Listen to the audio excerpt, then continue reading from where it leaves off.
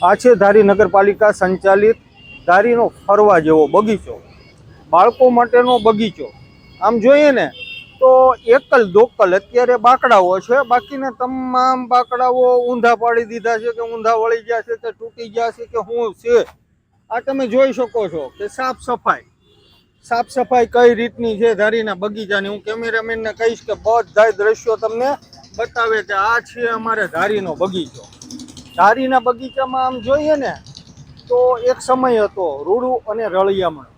અહીં બાળકો આવીને લેસન કરતા હતા, ફરવાવાળા બેસતા હતા 5-10 મિનિટ. પણ અત્યારે હાલમાં આમ કચરા પેટી, આ બગીચાને આપણે કચરા પેટી કહી શકીએ કે ગામ આખાનો કચરો છે ને એ ધારીના બગીચામાં તમને જોવા મળશે. કોથળીઓ હોય, પ્લાસ્ટિક હોય, કચરો હોય, કોઈ પણ ગંદી વસ્તુ હોય, એ તમામ વસ્તુઓ અહીંયા બગીચામાં ઠાલવવામાં આવે છે. આપણે આ બગીચાને ખૂણે ખૂણો હું તમને બતાવું ને તો તમને ખરી વાસ્તવિકતાની ખબર પડશે. કે તમે જોઈ શકો છો આ દેખાય છે પણ દુર્ગંધ એટલી મારે છે, તીવ્ર વાસ એટલી આવે છે ને કે માણસ અહીં ઘડી બે ઘડીમાં અહીંથી ચાલતી પકડે છે. અને એકો એક બાકડાઓ અત્યારે આમ જોઈએ ને તો આપણે સ્વચ્છ ગુજરાતમાં રહીએ છીએ. તેમાં સ્વચ્છ ગુજરાત, રળિયામણું ગુજરાત, પણ એ ખાલી બોર્ડ પૂરતું છે. બોર્ડમાં જાહેરાતોમાં લગાડવા પૂરતું છે સ્વચ્છ ગુજરાત, રળિયામણું ગુજરાત. હકીકતમાં આ બગીચાની અંદર તમે સૌ નજરે નિહાળી શકો છો કે કેવું સરસ મજાનું આપણું રળિયામણું ગુજરાત છે, રળિયામણું ધારી છે. આ ધારીનો બગીચો હકીકતમાં આમ જોઈએ ને તો ધારીના બગીચામાં આજથી 10-15-20 વર્ષ પહેલાં આટલી બધી જમાવટ હતી, એટલો બધો સુંદર લાગતો હતો કે લોકો અહીંયા આવીને વિસામો લેતા હતા. આસપાસના જેટલા વેપારીઓ છે એ 1-2 કલાક બેસી શકતા હતા. બાજુમાં આવેલી સ્કૂલના વિદ્યાર્થી અને વિદ્યાર્થિનીઓ અહીં આવીને વાંચન પણ કરી શકતા હતા.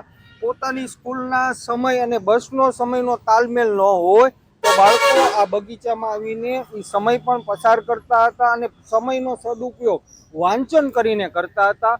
પરંતુ અત્યારે ખરી વાસ્તવિકતા એ છે કે આ અંધેર નગરી ગંડુ રાજા જેવો અત્યારનો આ ધારીનો બગીચો તમને સહુને દેખાઈ રહેલો છે.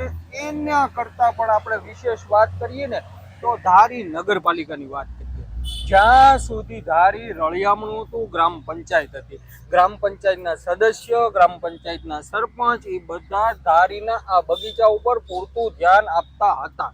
પરંતુ અત્યારે આ ગ્રામ પંચાયત નગરપાલિકા બની ગઈ, નગરપાલિકામાં ચીફ ઓફિસર આવ્યા અને આ બગીચાની આ વાસ્તવિકતા છે કે આ જે દુર્ગંધ મારતો આ બગીચો તમે સહુ નિહાળી રહેલા છો. અહીં બેસવા માટે બાકડાઓ નથી, અહીં બાળકો માટે ખેલકૂદના સામાનની વ્યવસ્થા નથી. અને હા, એમ છતાં આપણે કહી શકીએ કે વિકાસશીલ ગુજરાતમાં આ ધારી શહેર છે. વિકાસ કઈ રીતનો હોય, કોનો હોય? હા, નાગરિકોને કોઈ પણ સુવિધા આપવામાં આવતી નથી.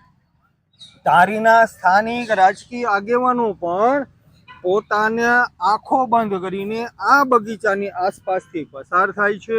દુર્ગંધ મારતા આ બગીચામાંથી અતિશય દુર્ગંધ આવે છે, પરંતુ એમ છતાં આ ખાડા કાન કરવામાં આવે છે અને લોકોની સુખાકારી માટે કોઈ પણ જાતની કામગીરી કરવામાં નથી આવતી. આ છે ધારીનો બગીચો. હવે આપણે ધારીના સત્તાધીશો, ધારીના નગરપાલિકાના ચીફ ઓફિસર, ધારીના સફાઈ કર્મચારીઓ જેવો આ પ્રજાના ટેક્સ છે, પગાર પાડે છે, જેમનો પગાર થાય છે, અને હા, પ્રજાને સારી સુવિધા આપવામાં આવતી નથી. શું કામે નથી આપવામાં આવતી આ સુવિધાઓ? આપણે લોકોની માંગણી, લોકોની સુખાકારી માટે આપણે ધારી નગરપાલિકા પાસે યોગ્ય માંગણી કરી રહેલા છે કે આવો હળહળતો અન્યાય ધારીના વિદ્યાર્થીનીઓ, ફરવાવાળાઓ માટે, બાળકો માટે શા માટે? વિકાસ એવો થવો જોઈએ કે ધારી ગ્રામ પંચાયતમાંથી જ્યારે નગરપાલિકા થઈ છે ત્યારે હા, સુવિધા વધવી જોઈએ, પરંતુ આ સુવિધા વધારવાને બદલે અત્યારે સુવિધા ઘટાડવામાં આવે છે. ધારીનો બગીચો નામશેષ થઈ રહેલો છે અને જ્યારે નામશેષ થઈ રહેલો છે એમ છતાં પણ રાજકીય આગેવાનોની આંખ ઉઘડતી નથી. આ બગીચો એવો છે કે જે દશકાઓથી, વિસકાઓથી અહીં લોકો આવતા હતા, જતા હતા, બાળકો રમતા હતા, સમય પસાર કરતા હતા અને મેળો પણ અહીં મેળા જેવું વાતાવરણ અહીં થતું હતું. પણ અત્યારે સુનસુનકાર, વડીલો બેસવા માટે પણ આવતા નથી, કારણ કે અહીં તો બાકડા પણ નથી. હું તમને વધારે આ બગીચાના જે ખૂણો છે એ ખૂણાઓ બતાવું તો તમને ખરી વાસ્તવિકતાની ખબર પડશે કે આવું છે ધારીનું નગરપાલિકા, કે જે લોકોની સાથે હળહળતો અન્યાય કરી રહેલો છે, આંખ આડા કાન કરે છે અને આંખ, નાક અને મોઢું હંમેશા તેઓ બંધ રાખે છે.